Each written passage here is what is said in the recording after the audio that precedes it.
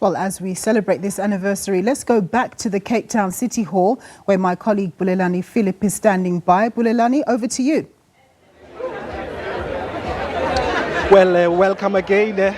I'm right now inside the VIP tent of the A-list of South Africans, as well as some of the political leaders. I'm going to ask my cameraman just to give you a view of some of the people that who are here. I see in front of me is Tolandwe, Mr. Denis Goldberg. He was one of the survivors of the Rivonia trialist. I've also seen the IFP leader emeritus, Inkosi Magosutu Buthelezi. I see Mr. Saki Makozoma is here as well. Professor Tuli Madonsela is also amongst the people who are here. I want to ask my cameraman just to take us to one of the men that has helped bring this country to democracy, Mr. Denis Goldberg. Thank you so much, sir, for your time. Must be a very emotional day for you, remembering, the release of Utata Nelson Mandela, given that you served with him during the Rivonia trial. It is a significant day, and what's significant about it is it's relevant today, because when Nelson Mandela made his speech from the balcony up there, and the parade was crowded with people, he thanked the people of South Africa for setting him free. And today I see that former President de Klerk, the last apartheid president, says in the end apartheid was wrong because it was unjust. And he admits that all the suffering, all the imprisonment, all the people who were killed, in fact brought us freedom, because he was afraid there would be civil war if Nelson and we were not set free. And so today, when we're in crisis, and the country is in crisis, we need the people of South Africa to put it right, to deal with corruption, to deal with the things that are wrong, just as then the people of South Africa set us free. At the moment, what would you say is the number one pressing issue that the governing party has not quite got right here in South Africa? I think the government party has achieved wonders in only 25 years. 25 years in the life of a nation is like a wink of an eye. I mean that seriously. We should have done more, except for the corruption. But when I think of the millions of children who go to school, who could never go to school before, when I think of the clinics, when I think of the people who get medical care who never got it, we've come a long way. I believe the President Cyril Ramaphosa has just arrived and is on the podium and greeting the fans. But of course, we're in conversation with some of the VIPs here. With me still is Mr. Denis Goldberg. Just lastly, before I let you go, of course, we're seeing a lot of tensions within the ruling party. Some calling for the head of the current President Cyril Ramaphosa.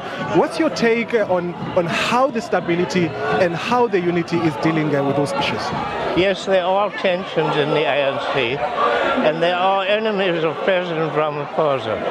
And I'm not very well, but I came out here today to show my support for a president who has to deal with enemies within his own party. People who are so corrupt that if they get rid of Ramaphosa, they will save themselves from going to prison for their corruption. I'm here to give him my support because I believe he has the answers. That's why I'm here. Mr. Denis Goldberg, thank you so much for your time once again. Of course, he is the last surviving Rivonia trialist. Of course, played his part in the fight for democracy. I'm going to bring into conversation now as I work at this VIP tent. I want to bother a little bit, Mr. Rosodo. I'm looking at you now, and you played a very significant role, on 11th February 1990. Most South Africans may not know what you did. For the benefit of our young people, tell us, how did you manage to participate in the proceedings? First of all, I was part of the leadership in this province, and we were formed into a national reception committee, and we were receiving all comrades that were coming from outside and those that were coming out of prison, and linking them up with the community. So as the Rivonia trialists were coming out, we were ready. In fact, when Omgov was released, we were in Victor Verster, we were in prison. And you were, of course, the driver on the day? On the day of Mandela's release, I was a driver. I had that liberty of driving Mandela, who was setting his foot for the first time after 27 years being a free man. And to me, that was an honor. And you must have felt a heavy task that you had to perform. Were you up to the task? Were you not scared at all? It was a combination of all. I was told to be up to the task, and I was committed to what I was doing. Yet the conditions at that time were such that one could not help but to fear.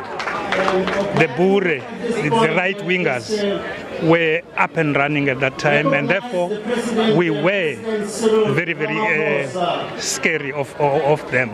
But we had to live up to the task as people had mandated us to do. All right, Mr. Rosondo, thank you so much for your time, and of course, much congratulations on the work that you've done in the past. Of course, now we are competing with the official program. I believe that the CEO of the Nelson Mandela Foundation, Mr. Silo Hatang, is on the podium where he's about to get proceedings underway. Let's join that conversation.